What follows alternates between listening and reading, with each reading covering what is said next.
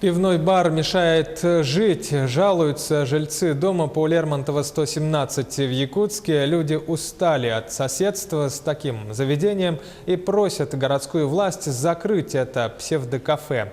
Возможно ли это или все-таки не так все просто? Разбиралась наш корреспондент Марьяна Кутукова.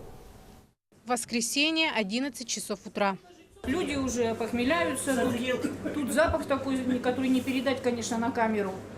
Ну как можно вообще, я хочу обратиться к хозяину этого заведения. Может, он все-таки это под свои окна перенесет? Наталья живет в доме напротив. От пьяных разборок, которые происходят под окнами, устала. Жизнь портит многочисленные алкомаркеты. И вот очередной удар для жителей. Открылся бар. Через дорогу школа и детский сад. У нас очень много деток тут ходит, и тут у нас рядом остановка. Мы боимся, что просто как бодливая коза или что там. Будут так люди, контингент собираться и устраивают тут непонятно что.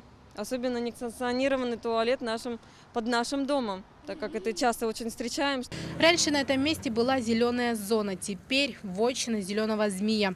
При строительстве торгового дома людям обещали продуктовые магазины и канцелярию. В результате 2 алкомаркета и псевдокафе. Позвонила в Роспотребнадзор. Мне сказали, найдите собственника, осветите всю эту мусорку, всю эту тему.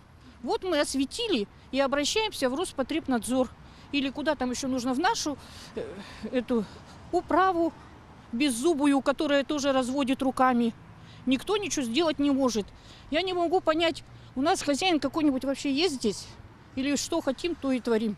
Чиновники мэрии Якутска знают о проблеме, только помочь не могут, связаны законами. Окружная администрация города Якутска будет направлена информация в городскую прокуратуру для проведения внеплановой проверки в отношении указанного объекта.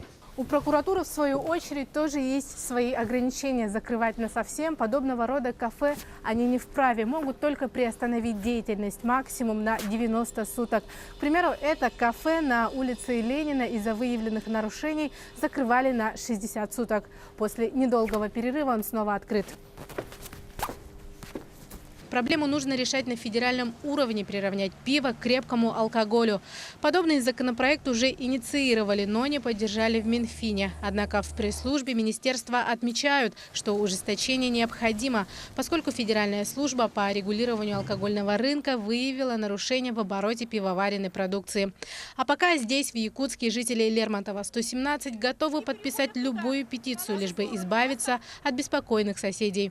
Марьяна Кутукова, Петр Шестаков, Григорий Охлопков, Якутск.